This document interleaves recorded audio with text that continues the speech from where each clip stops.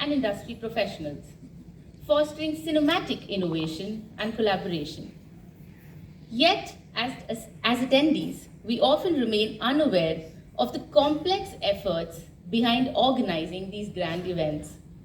To provide us with an insider's perspective, we are privileged to host an exceptional panel today, featuring representatives from some of the world's most renowned film festivals. With a warm round of applause, let's welcome on stage renowned filmmaker and actor, Festival Director of the 55th edition of the International Film Festival of India, and a moderator for this session, Mr. Shekhar Kapur.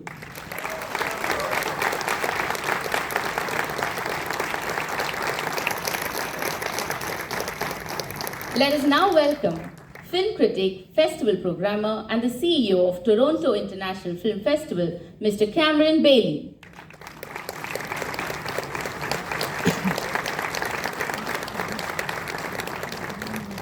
Up next, we have a prolific writer, curator, and film festival programmer, the artistic director of the Locarno Film Festival, Mr. Giona Nazzaro.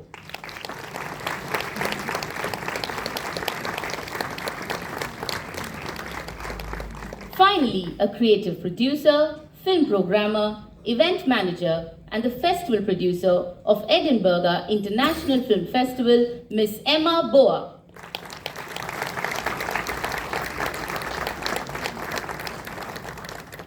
May I now request Srimati Nirja Shekhar ma'am, Special Secretary, Ministry of Information and Broadcasting, Government of India, to please come and felicitate our celebrated speakers and moderator.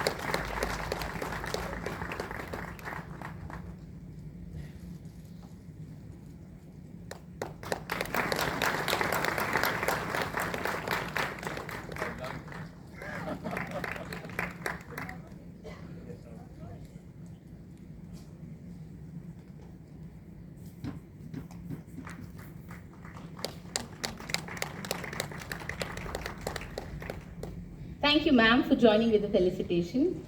And now, over to Mr. Shekhar Kapur with a gracious request to please commence the session.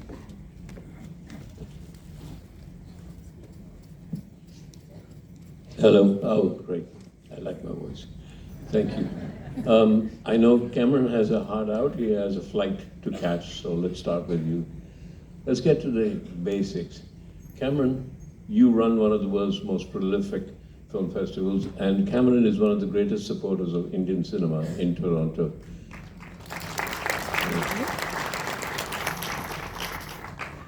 Do you think that the world's narratives, because you're so close to North America, and because all the Americans want to go there, because then they don't have to travel to Canada or something, but not that you don't run a great festival, that too. Do you think the world's narratives need to change? Do you think that it's too Western, the narratives that we are currently in the world? It's a big question. And important one. Yes, and a very important one. I think how we think about the narratives that we see on our screens really depends on what lens you're looking through, what your perspective, what your vantage point is. Toronto has the advantage of being a very cosmopolitan city. Wasn't always, was a very kind of cold colonial city for many years, but from the 1970s onward, we started in 1976, migration changed Toronto quite a lot. Now, half the people in our city were born outside of Canada. And so our vantage point is actually already quite global, because you've got people from almost 200 different countries in Toronto. That's our audience in Toronto. And so while we're right next door to Hollywood and the biggest film industry in North America, and one of the most dominant ones in the world, our audience wants to see Indian films, Korean films, Southeast Asian films, European films, Latin American films, African films. So we try to bring that to our audience every year. Of course, when you've got giant Hollywood stars, or in some cases giant Indian stars coming, they take a lot of that energy and they really just sort of draw that attention. But we are, by definition, an international film festival, and we're in an international city, and that's really what matters. You didn't answer my question. Do you think that the word narrative needs to change? It's too Western. I think the narratives are already global. I just think you have to make that choice, and that's what we try to do as a festival. He's clever. Siano, I think everybody knows when Shah Rukh Khan came to your festival, the city went mad. Shah Rukh Khan is a big star at your festival. This is a huge question, almost as huge as Shah Rukh Khan himself.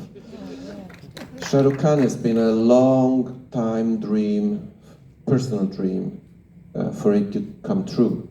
And since I discovered Ashoka in Venice Film Festival, and then later on I saw again Devdas in the Cannes Film Festival, and what struck me was that the basic emotions of those two films were quite close to classic Italian cinema from the 50s and 60s. So even though I didn't know anything of the traditional Indian history those films referenced, I emotionally felt very close to it, because it felt like films that could have been made by Vittorio Cottafavi or Riccardo Freda.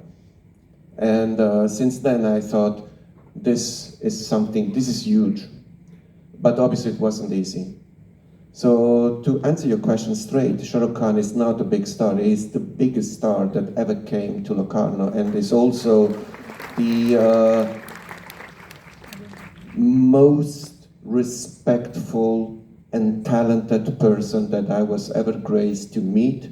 He was kind to everyone at the festival. He never behaved as the superstar that he is, and he could have. And he's been kind to everyone, respectful, and it's been a terrific experience, because it basically remembered all of us that you can be the biggest star in the world and still be the best human being in the world. The two things are not opposite, and usually we have this separation.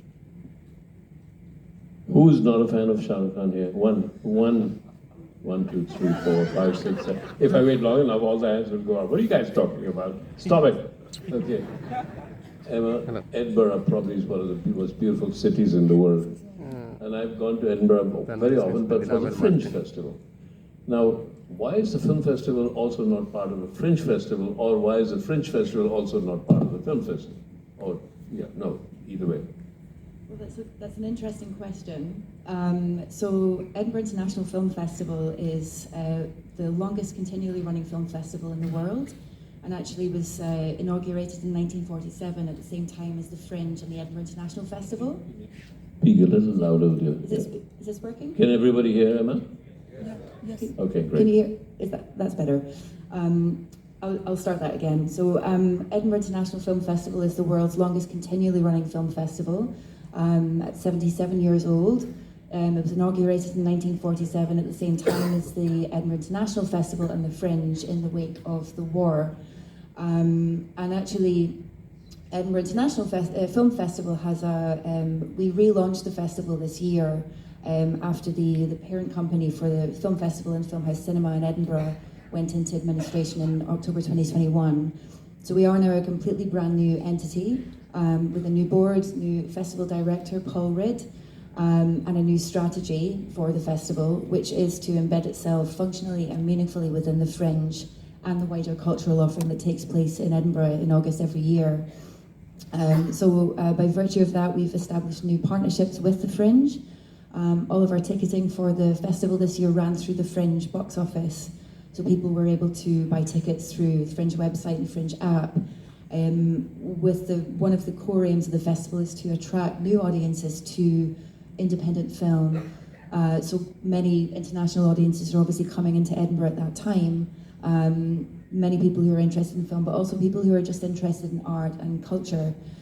So making our programme more discoverable to them and encouraging people who may be interested in taking risks and going to see something new that may not have that kind of broader commercial appeal. This is a big part of what it is that we're doing with the new festival.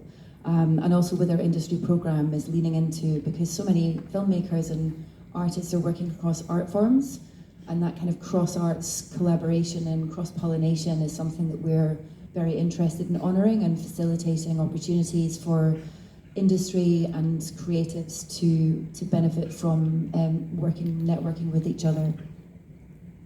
Okay, one question for all of us, actually, of everybody here. I assume everybody's a film fan.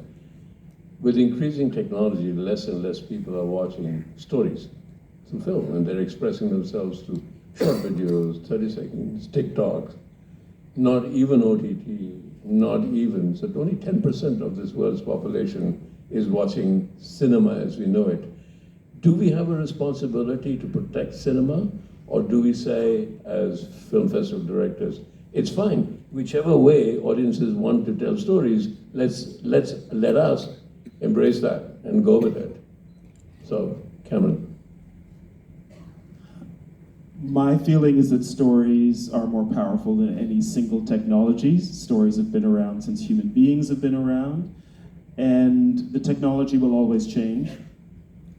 You know, I love cinema. For me, the most powerful thing about cinema is that it's watched together. And when you gather together, everything is amplified. The emotion, the reaction, what you take home with you afterwards, in terms of like what stays with you. I think when you see films together, that's just bigger. And in my view, it lasts longer than something you may watch in a glancing way on your phone. But I don't think we can hide from what technology has done to screen storytelling. Screen storytelling is incredibly powerful. I think people are watching more on screens than they ever have, whether it's home viewing or on their laptop or on their mobile phone or in the cinema. But the collective power is something that I think does need to be protected. Jeune. This is a huge question, and in a way it relates also to your previous question about, is this too much a Western narrative? So technology is strictly tied to cinema because cinema is a technology-oriented art form. It was born with photography, and then it developed to moving images and to sound. And so cinema is inherently a technological art form. I was reading a text by Griffith that he wrote in 1924. The question was to him, what do you think of cinema in 2024? And it is a scary text because the man had seen in the future and he had imagined that we would watch films differently. So the problem with technology is that it can hijack what we need, what we want.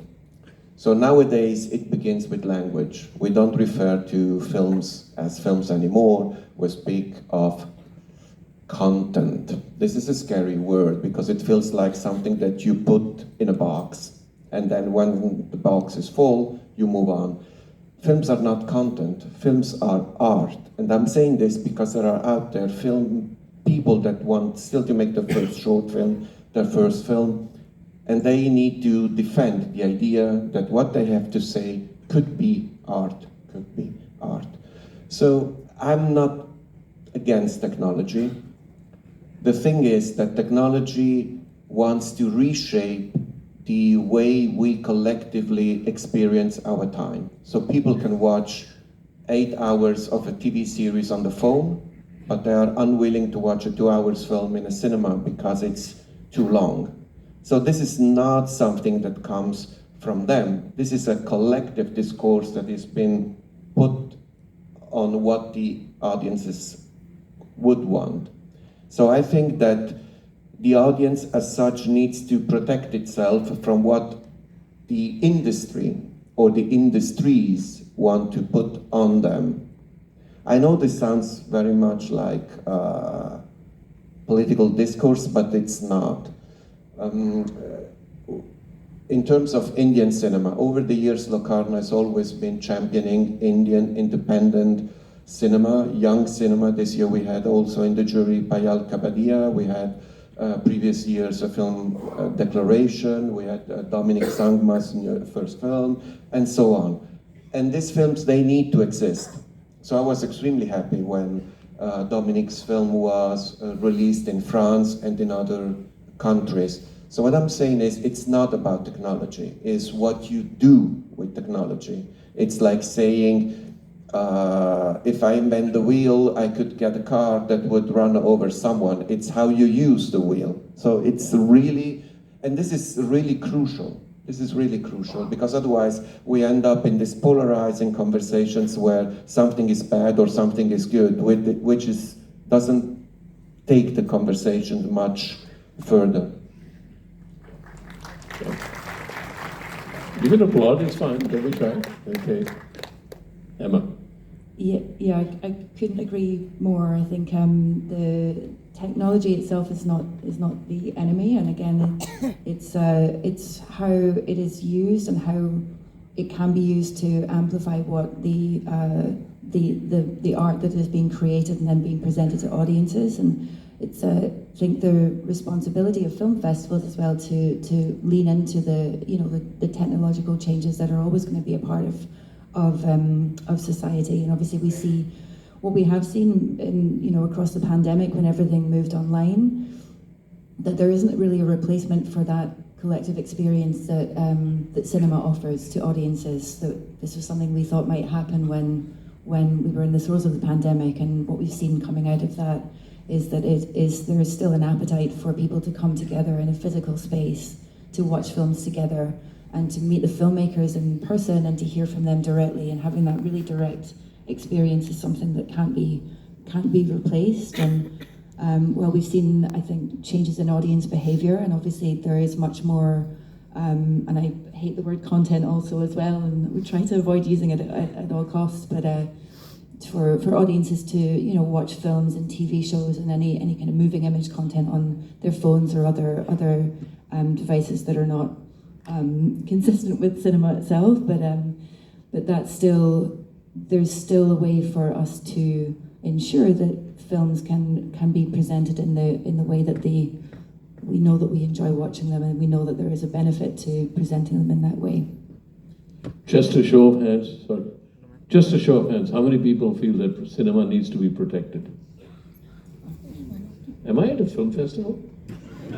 All right, okay. Sorry. Can I just add one more thing? In addition to the fact that cinema is a technology and it has that collective power, one thing that I'm always so impressed by is movies are bigger than us as individuals, right? And that's not an accident. And that's a part of the power of cinema as well, is that you go to the movie theater, the screen is way bigger, the characters are bigger, the sound is bigger, it's immersive. That's a part of the cinema experience as well. It's why people like to go to big concerts or big football matches or cricket matches. I think we crave experiences that connect us to something larger than ourselves. And so long as cinema maintains that power, it doesn't have to mean spectacle films, it just means an emotional experience that's larger than you as an individual, then I think cinema will have its power. Yeah, okay. A quick question on how do you select films? Now, there's a big thing right now. India did not select Payal Kapadia's film, All We Imagine is Light, for the Oscars.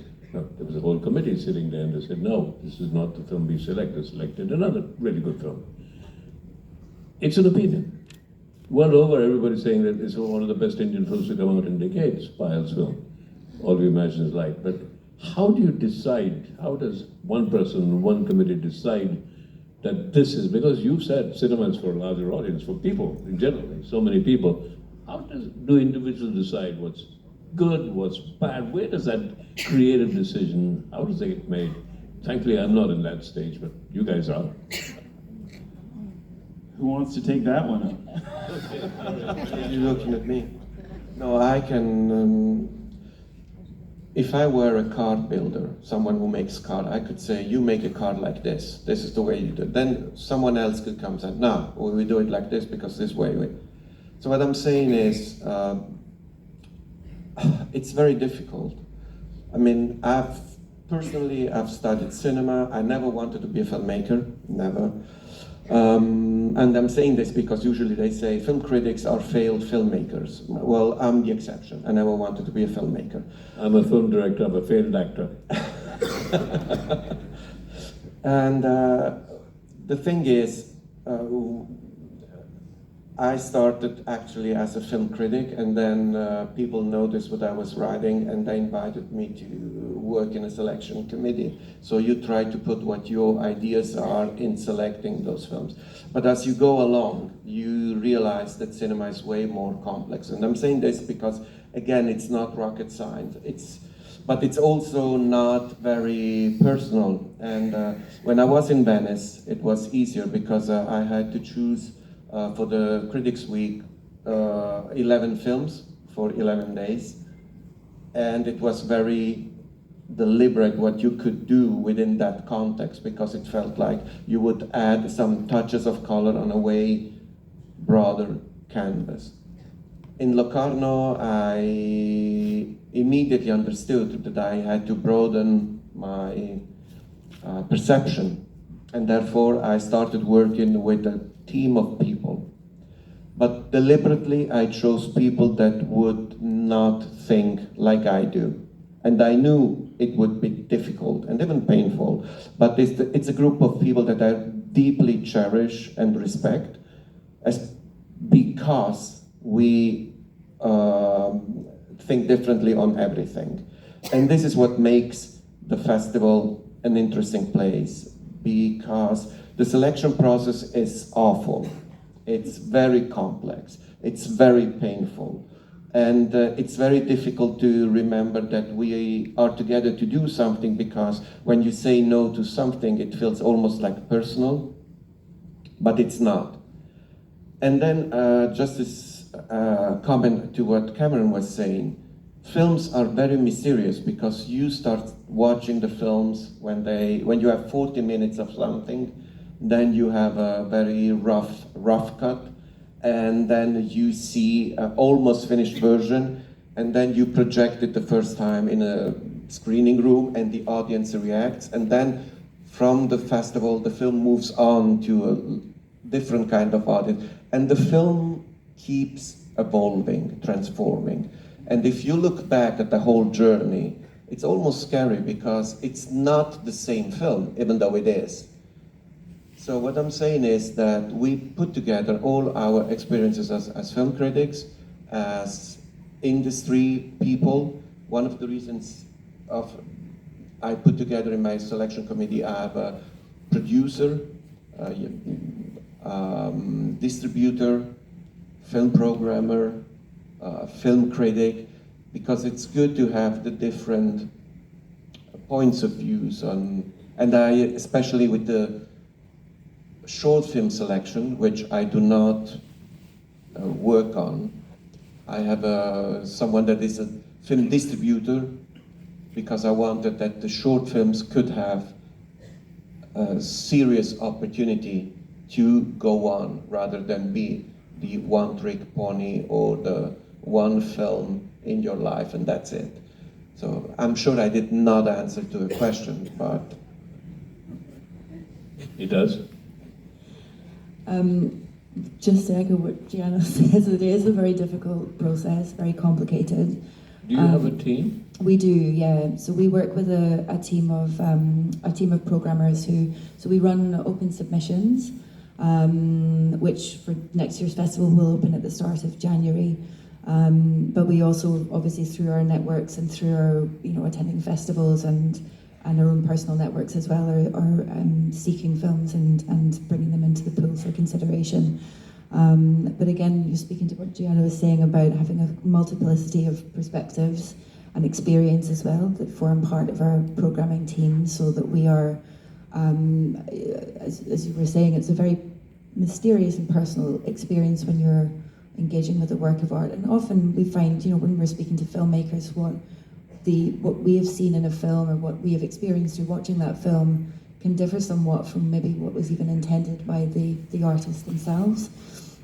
But we take, a diversity of perspectives and lenses, I think, into account when we're looking at the work, and then it's a case of discussing and I mean, a film festival program itself is a bit of a jigsaw puzzle, and it is curated, so it does mean we have to make some very difficult decisions, and turning down work that is of a very high standard or very good, but it maybe hasn't fit into the kind of wider festival puzzle that we're putting together. So it's a multifaceted, complex process that takes a lot of care and thought and deep consideration to do it the way that it needs to be done. Just a personal question. Do you get pressure from the Scottish independence movement to have their point of view in their films, in your films? Well, I mean, what we do is we're providing a platform for a conversation, for discussion, so that in a way there is no right or wrong way of looking at a piece of art. It's really... Can you say that again to the audience? Please say that. Just that one sentence. I want everybody to hear that. What you just said. Just that there is no right or wrong way, I think, of looking at a piece of art. I think it's... That's absolutely right, yes. Yeah. Just because I know that Cameron might suddenly get up and say, I have to go, I'm going to open it up to questions, and then we'll come back to it. No, wait. Please keep your questions to one sentence. I want to know everybody's life history, but not here. One question, one sentence per question. Comment, okay. One comment, one sentence for one comment. Let's go. So, yeah.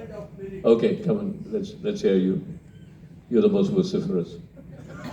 Yeah. Yeah, the mics, do we have mics? Yeah, we've got to be, camera will leave you soon, right?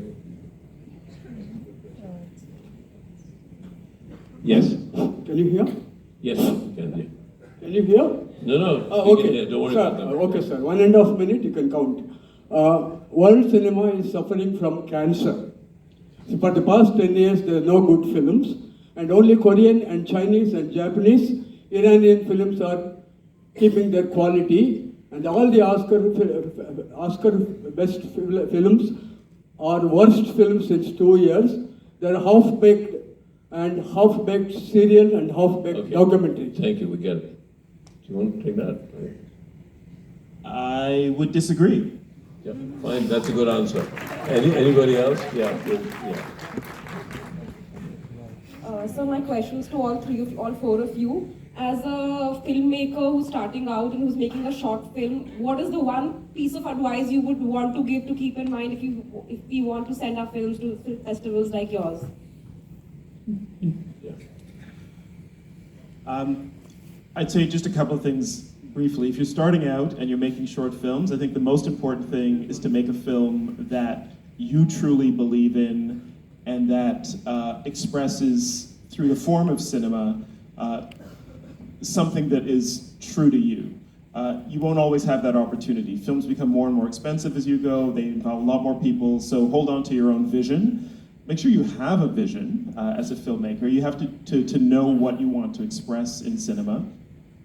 Understand that there are tens of thousands, if not hundreds of thousands of short films made every year, so try to find something that is unique about your expression in film. And if it is unique enough and if it's well expressed enough, then it will stand out. Okay, guys, you better go quickly. Pass the mics quickly, anyways. Yeah, there's a gentleman there, right there. Okay. So my question is that compared to old films, they were simple, but now films are more complex. Why? I'm going to answer that. I don't know what you mean by old films. Depends on your age. What are old films to you? No, like when I say old films, like in 90s and 80s, like anyone can watch that movie and anyone can understand it, even if he's not literate as much. But today people are more literate, but the movies are more complex. Why? That's a judgment. Did you like Shami Kapur? Okay. Did you like Devanand? Yes. Did you like Dilip Kumar? Yes. Well, that's a long time ago. Right? Okay, no, I get it. It's your age that's talking. Okay, anybody else?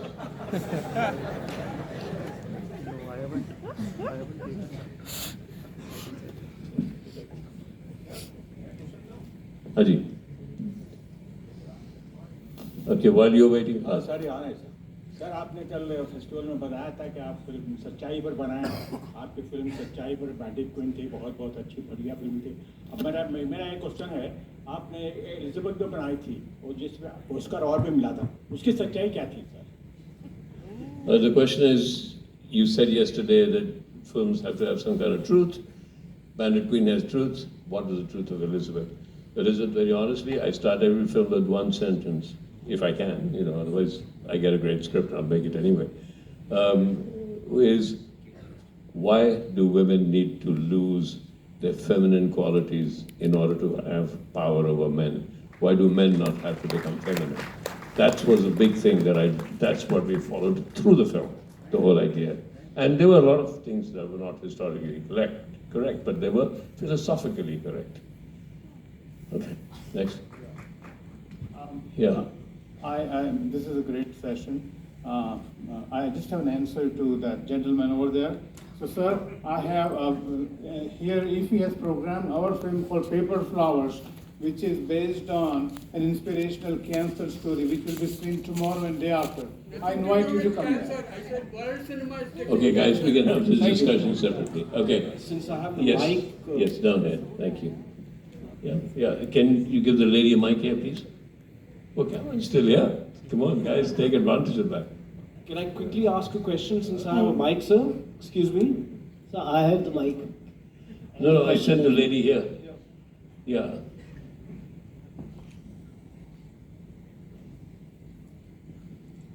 Hi, thank you so much indeed for this session.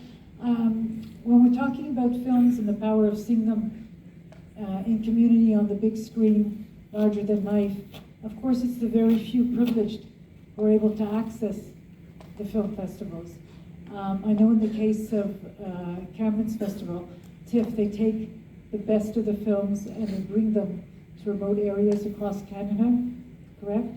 And that's so important for us to realize that it's the privileged who can come here to IFFI and enjoy the film, the people who can take the time off work and travel. And it's exciting to see the audience who make that effort. And it's the same in Toronto, but not everybody can. And, Canada's vast, all these countries. Sorry, is that a comment or a question? The question is keeping that in mind, because when we're talking about, nobody wants to see people watching film on their little devices. They want them to go out and see them larger than life. How do we deal with the fact that those festivals are limited to those who can make it there? Yeah. The other question I'd like to follow up with what you were asking before about the... So let's take one question, because there are other people asking questions. We'll come back to you. Yeah, anybody? I'll just start by saying the dissemination of films broadly is a big part of why festivals need to still exist. And that can be done in many different ways. The first thing we do is we raise awareness for films that maybe are more artistically ambitious than the commercial mainstream, and hopefully through reviews and audience members telling each other their own circles about the films that they really enjoyed at a festival, they will be seen more widely.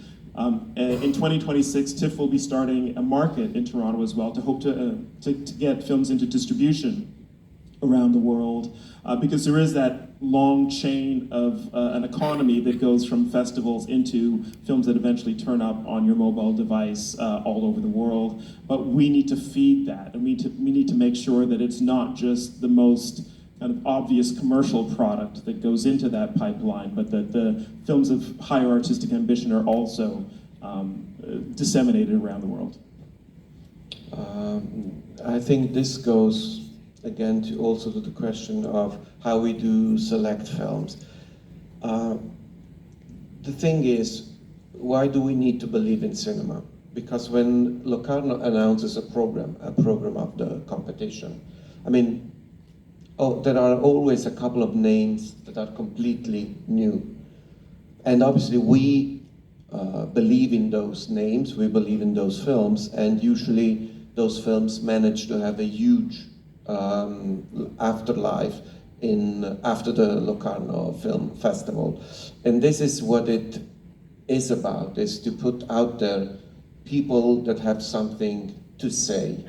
For instance, if we know something about what girls think in a place like Vilnius in Lithuania, it's because a young woman, Shaule Bliuvaitė, made a film called Toxic. No one had ever heard about her before. Now she's won 2 awards in Locarno. She's been traveling the world with that film.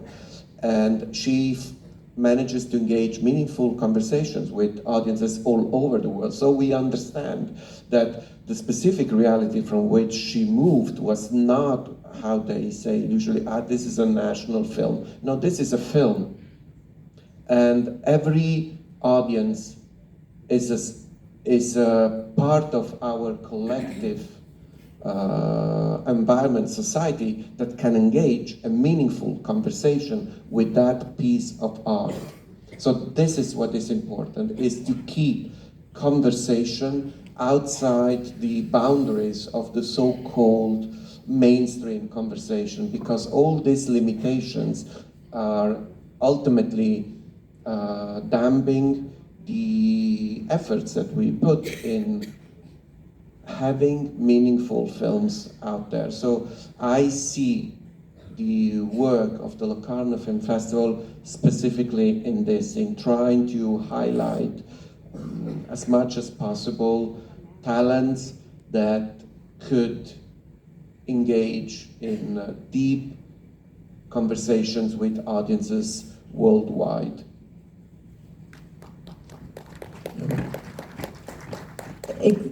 Exactly that from our perspective as well, that we see ourselves as a launch pad for new exciting work that will be brought to audiences for the first time, and then will hopefully go on to long and fruitful journeys across the festival circuit, and then hopefully into wider distribution as well. The festival this year, we launched our inaugural 2 awards, the Sean Connery Prize for Feature Filmmaking Excellence, which carries a cash prize of £50,000 that was supported by the Sean Connery Foundation, that goes directly to the filmmaker. Our winning film this year was The Ceremony by Jack King, a low-budget UK feature, which the budget for the film itself was about £50,000, so they made their full budget back by winning the prize, and they've now been nominated for 3 awards at the British Independent Film Awards. So we're seeing already a lot of great traction for this film, and hoping that it will go on and reach even more audiences partly through the profile that we've been able to offer that film. So again, this is where we see our role coming into really helping exciting new independent film connect with audiences. How many of you are filmmakers here sitting? How many of you have made a film? Short films. Doesn't matter. 15 short films, well done. How many of you are trying to get into film festivals? How many of you have not managed to get into film festivals? Okay, well, you better leave fast. Okay. More have gotten into festivals than haven't, so that's encouraging. That's great. Yes, one more question. Please. You already had your turn, didn't you? Okay. Question Hi, sorry, here. can I ask a question? Yes, please, go ahead. Hi, yes, hello, thank you so much for being here. I was just curious, there's also a lot of conflicts going on in the world in certain countries. Those countries are still making films and they're still being selected for festivals. How are you navigating that? Are you feeling any pressures to not select films from sort of those countries? Well, that's an easy question. I believe that the festival, we at Locarno believe that the festival is a free space. So what we cherish there is art, creativity, and freedom to express your mind. Obviously the festival does always reflect the different conflicts that are going on in the world. You cannot shy away or look the other way, but the comfort in being in a festival is that you can address these conflicts without the fear of being hurt or insulted or aggressed, because it is a free space. Free space means access. Obviously, freedom comes also with limitations. In Locarno, we do not welcome conversations or discourse that are insulting other people's identity or dignity. Because if we want to be a part of the conversation that strives for a better world, then we should make an effort in being respectful, inclusive, and understanding. And I know this sounds a bit like patronizing, but believe me, this is a huge effort that we are doing. Also, for instance, in the policies within the festival, that the people that work at the festival do not feel discriminated for their beliefs, their orientation, their identity, their gender, and so on. So we have put also in the workplace of the festival measures in place that everybody can feel safe, welcome, and express his individuality within the context of a body that tries to further the legacy of a festival that has almost 80 years, that's almost 80 years old. So it is an ongoing process, and it does not come with fixed answers that are valid all the time. And obviously there is a comfort in shouting certain code sentences, but if you want to be really engaging in this conversation, then you need to make an effort to listen, and sometimes also to accept criticism. And it's not easy, because festivals in this time and age have become the catalyzing place, and for a reason, because it's an open space. There are still open spaces. And this is something, your question actually, is something that concerns all of us, from programmers, distributors, sales agents, audiences, casual visitors of festivals, and so on. And it is actually one of the key points on which we will be asked to prove why festival matters, if we succeed or not in keeping festivals as a safe haven for all of us, and not just some. And this goes again to your question, is the narrative too Western? And I believe yes. And it should be opening more, and this is what we have done in Locarno since always. And I'm not trying to promote what we do by answering your question, but in order to have a reason to keep on going, we need to listen more and more carefully. Yes, one more question. I'm going to come back to Cameron. Cameron, what's wrong with us? Why? I mean, listen, Cameron just came in yesterday, now, and is leaving today. He just came for this one session to be with us, to encourage us. He is really important, as all of you people are important festivals. Now, other than the obvious charms of Shekhar Kapur, what other reason why are you here? I'm here because you were kind enough to invite me, and because this is one of my favorite places in the world, because this is the country that is most immersed in cinema, most passionate about cinema of any country, anywhere. And it's just a delight to be able to talk about movies with almost anyone you meet in India, and especially here in Goa, because you have the advantage of it being gorgeous as well. Okay. Jeune? Well, I'm here because it's been a long time that I haven't been here in India, and it was high time I would be back. And I still think that I'm amazed by the wealth of films that come out every year, and somehow I think that we are not engaging strongly or deeply enough with what is happening in this part of the world. And I always feel bad when a film from India pops up like RRR, and suddenly everybody seems to know something about this place, but they haven't seen, not even the films of the masters from India. And I feel that we have a lot of catch up to do, a lot of catch up. And I wish the conversation would be stronger, better, especially from our side, because, yeah, so, and I still think that listening and trying to learn is the best way to approach things. And I'm deeply grateful to be here, and I mean that.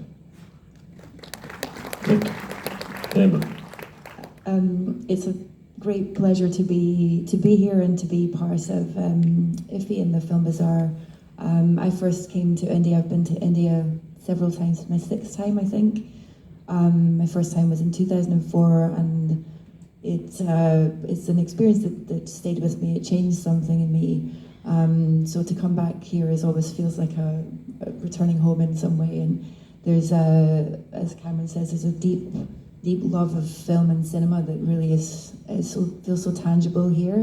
You know, in Mumbai, there's just film posters everywhere, and everyone loves and talks about cinema in such a passionate, informed way that it's such a pleasure to be here. And some of the most beautiful films I've ever seen have been Indian, and the best way to really experience a national cinema is to be in the place where it was made. And so to be able to be here and to be amongst filmmakers who are making new and exciting work is a real privilege and honor, and I'm very pleased to be here.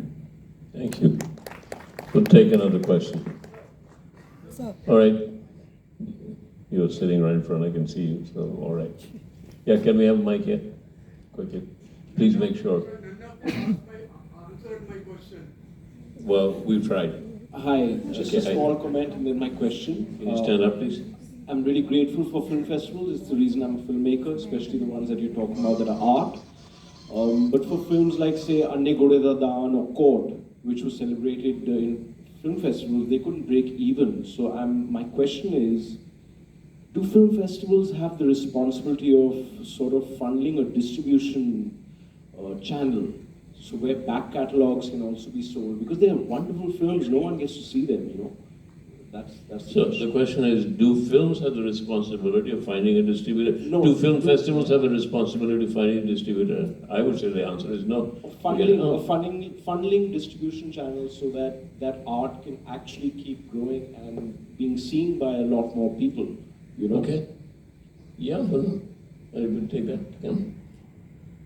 The way that we approach it in Toronto is that we do have a responsibility to showcase the films that we invite to the media, to film critics, to audiences, and to people who might buy the films for distribution. We want to get them out to audiences. That's why we're showing them at our festival. I don't think we can do much more than that.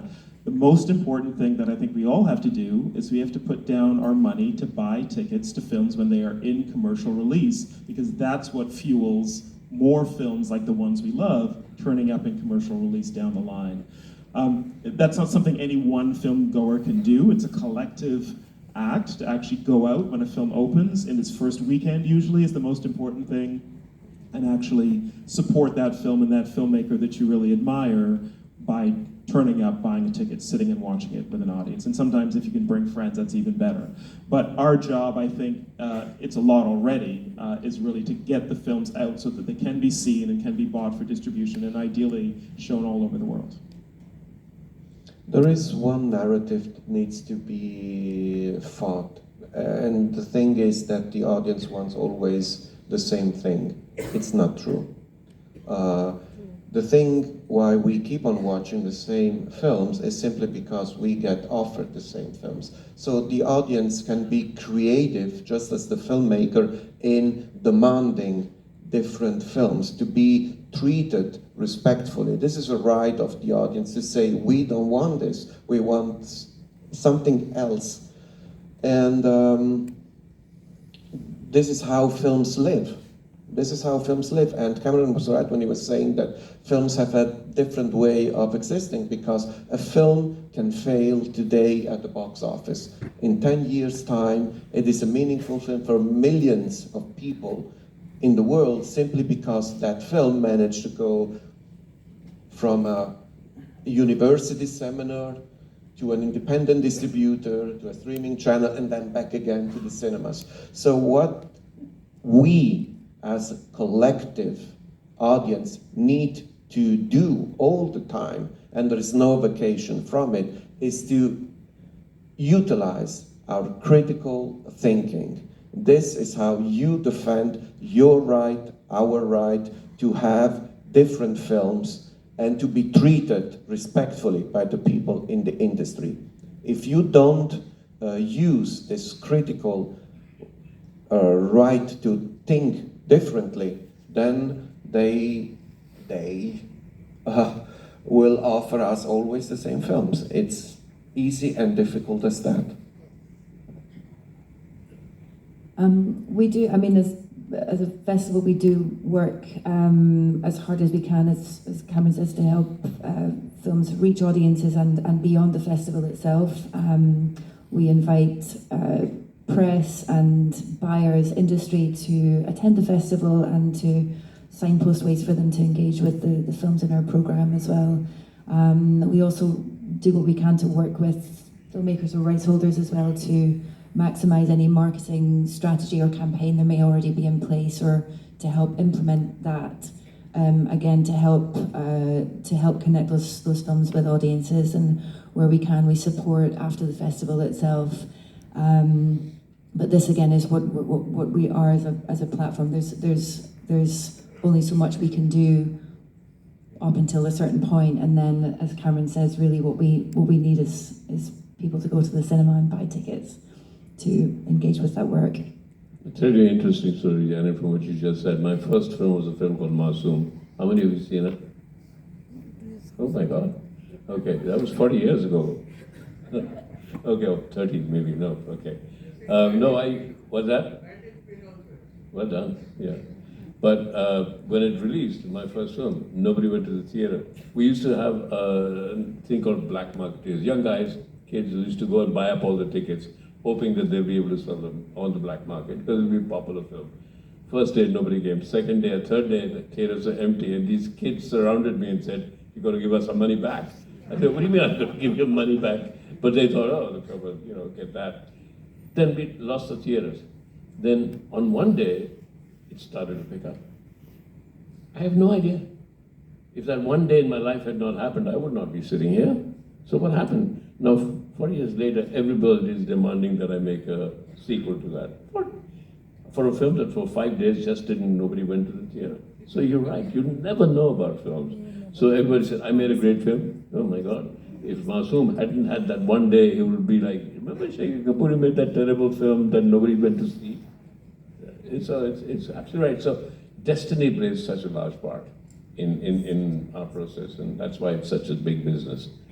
Okay, question, somebody there. Sure. Yeah, right. Thank you so much for this wonderful session.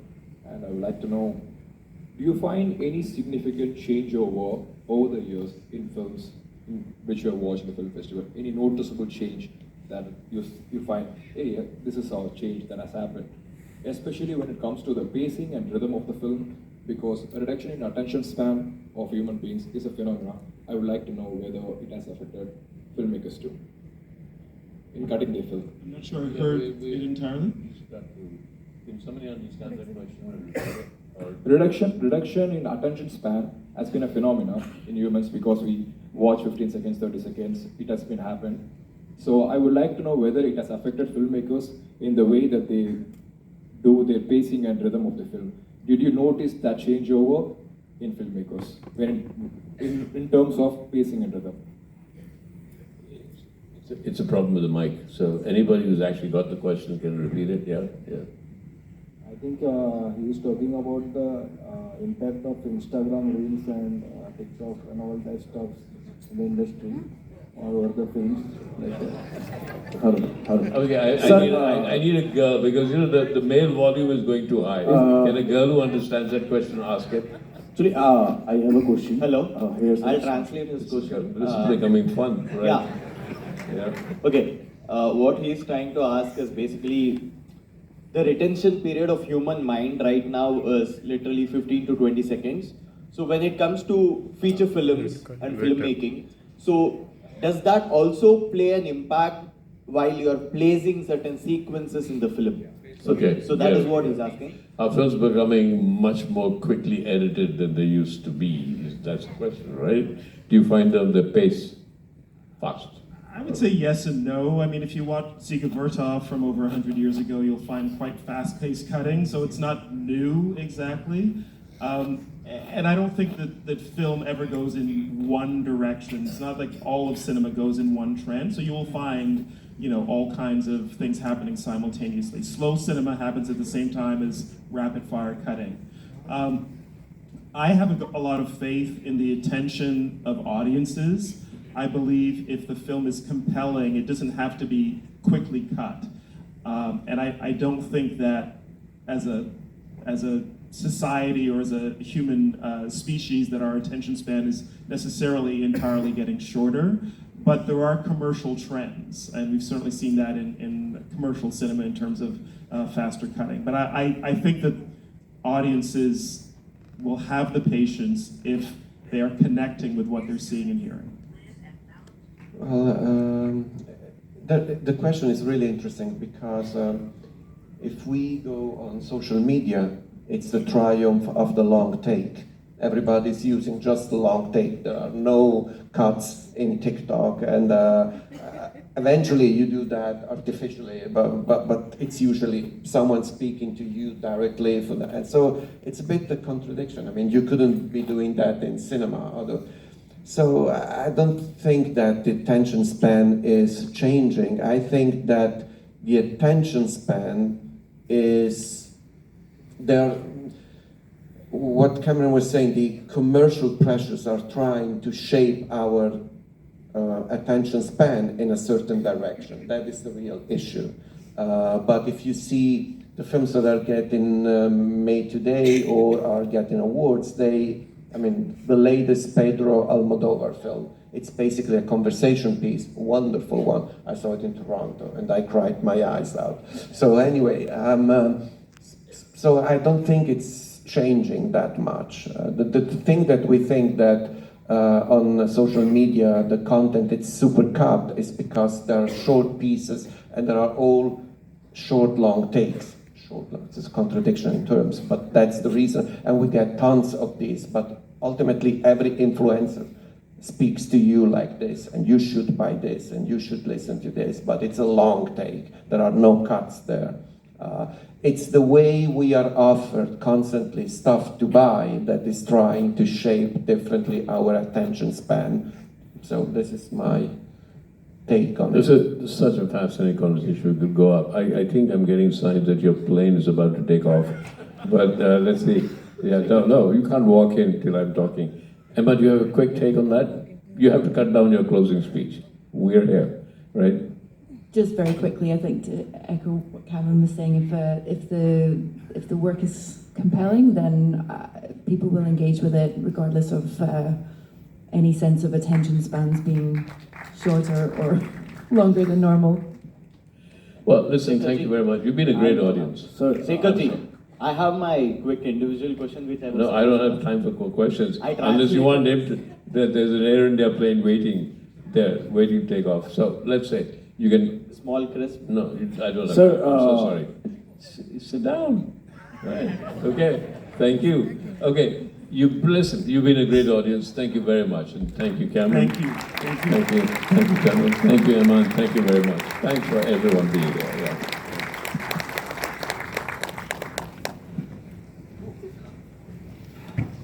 With this, our session comes to an end. We would like to thank our esteemed guests.